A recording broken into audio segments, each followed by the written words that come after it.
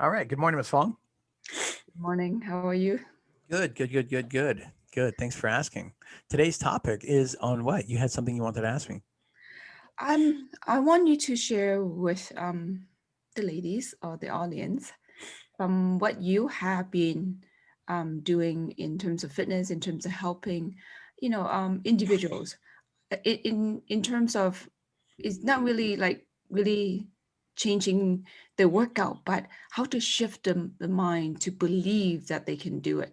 I mean, according to Tony Robbins, 80% of success comes from psychology, but you're so good in helping women shift their mind before they start the workout. I want you to explain some of their um, stuff that, I mean, beliefs that hope many people back from getting what they want in terms of everything in life and in terms of one area and also apply to fitness. When That's a good question. When one of our female clients comes to us and says, "Hey, I want to transform my body," the first thing I look for is psychologically, do they really want it, or are they just saying they want it? And I respect both decisions, but I only want to work with people who, and you do too, with people who are actually committed to their own change. When we discover that somebody is fully committed for the 30, 60, 90 days that they're here to work with us, the next question is, what's holding them back? Because everybody in life has something that holds them back at some point in life. Even I do. We all do, right? The question is, that thing that holds us back, is that something that should hold us back? Like, is it something that is telling us we should take it a little bit slow, or is it just a fear or uncertainty that we have to get over? And I'm not the guy to say what is and what isn't. I'm just the guy to help them discover, is it really something that they need to get over so they can get the results they want? And when we discover that, then it's my job, because I have the skill to help them shift the way they look and see either their past or their present or their future. So those mental roadblocks that are killing their progress end up being a thing of the past, so they can just get from A to B quicker. Still with work, of course, still with discipline and effort, but the things that usually would hold them back mentally, they're just not there anymore. An example would be, and out of respect, I won't say names, of course, but one of our summer clients wanted to get her lean rip six pack, but she couldn't get it. You know this, you were there. Mhm. And her whole thing was that she couldn't stop eating ice cream. Mhm. She'd been eating ice cream for years. Mhm. And what we found out was that she simply just was eating ice cream because it was a comfort food. Mhm. And part of that comfort food was a disbelief that she could have her six pack at 53, 54 years old. Mhm. What we find is, when the brain doesn't believe that something they want is something they can have, they'll usually settle for second best. And I'm not talking about consciously, I mean unconsciously. Mhm. So someone who doesn't believe they can get a great body, they'll work hard, they'll commit, they'll pay their fees, they'll go to the gym. But when they're home alone, if they don't fully believe that they can get that amazing body, Mhm. their unconscious will feel pain, and their unconscious will go, okay, well, I don't like this pain feeling inside. I'm going to do something about it. So they'll usually reach for something that gives them comfort. In her case, she didn't believe at the time she could get the body. So as a result, she would go and binge on ice cream because it felt good. Like, we even asked her, like, what is it about that particular chocolate ice cream that makes you reach for it? And Mhm. she just said, "Oh, just when I have it, it just feels so good." Well, that's a choice then. What feels more good, having the ice cream or having the ideal, sexy, gorgeous, young looking 25-year-old figure? Mhm. And during that time, the ice cream felt more real, because Ah. for her to feel it, all she had to do was go downstairs and pull it out of the fridge. Mhm. If you remember in one of our conversations, she even said, I can't go past the kitchen because if I do, I'll get the ice cream. Mhm. That's how strong the emotional connection was for her and the ice cream compared to her and going after that figure, that body she wanted. So Mm. what we did and what I did in that one session was I found out what her connection was to ice cream. We per se unwired the emotional attachment to ice cream, which Right. took during that time took about 30 minutes, 45 minutes. Right. And then every 2 weeks or a week to 2 weeks, we would ask her, "Hey, how's the ice cream?"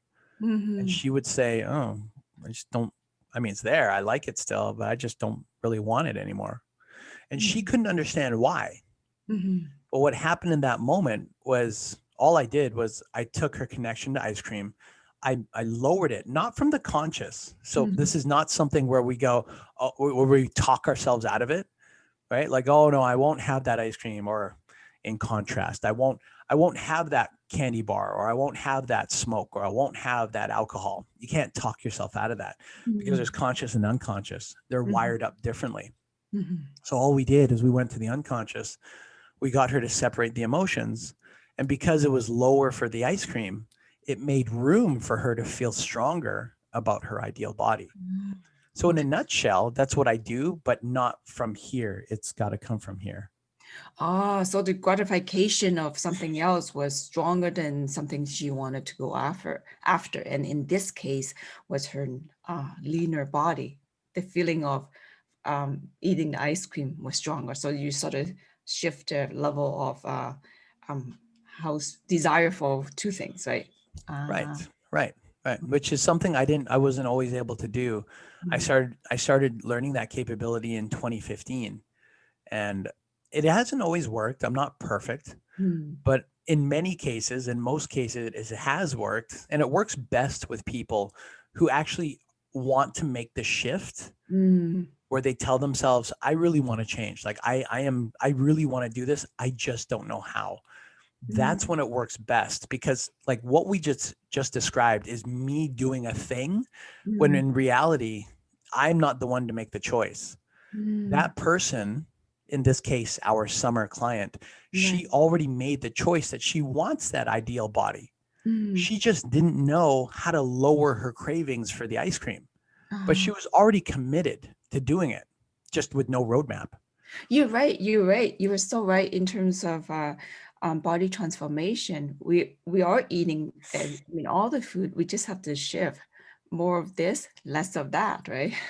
When somebody actually wants to, yeah. And Yes. then that's when it comes back to my original explanation, that like what I'm teaching or what I'm talking about doesn't work if the person says they want to, but they actually don't.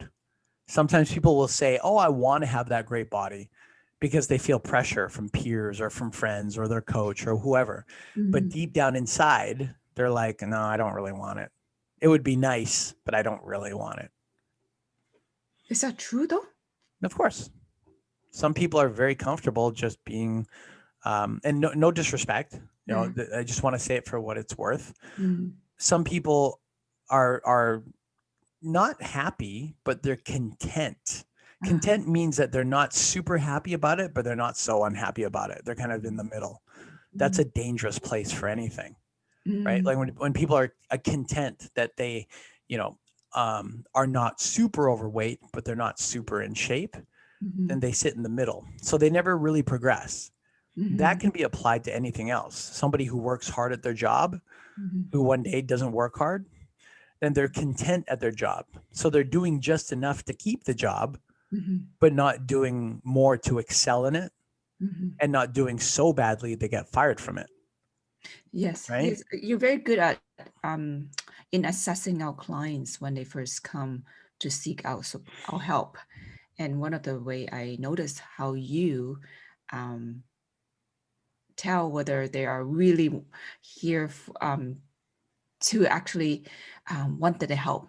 So, and I noticed that you give them some time, request them to do certain tasks even before we commit to them. And Correct. yeah, so. Correct. Yeah. If we're gonna, like, you and I are not regular, we're not regular coaches in the sense that when they're in front of our face, we care. When they're gone, and that's it. I mean, there's lots of coaches out there that operate that way, and that's fine because a lot of people like that as well. But there's also a lot of other people that want coaches that care at a deeper level. And there's coaches out there that do. And we happen to be those coaches, one of those coaches of the many. So when we have clients in front of us, we want to know that our commitment levels are at par with each other, they match.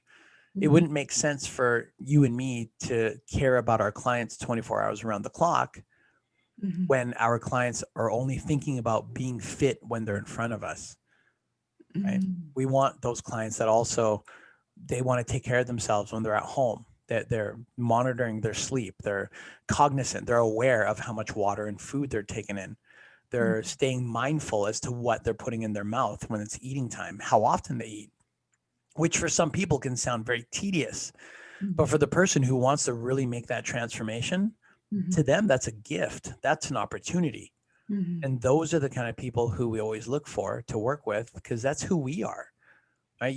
I believe you can only be with the people who you are, not the ones you want, but the ones who you are on the inside. And that's why we've done so well with connecting with great people, is because we're selecting people that are like-minded like us. And that's what I find usually works the best. Yes. No, this is a very subjective discussion in here. Hmm. So thank you so much. Thank you.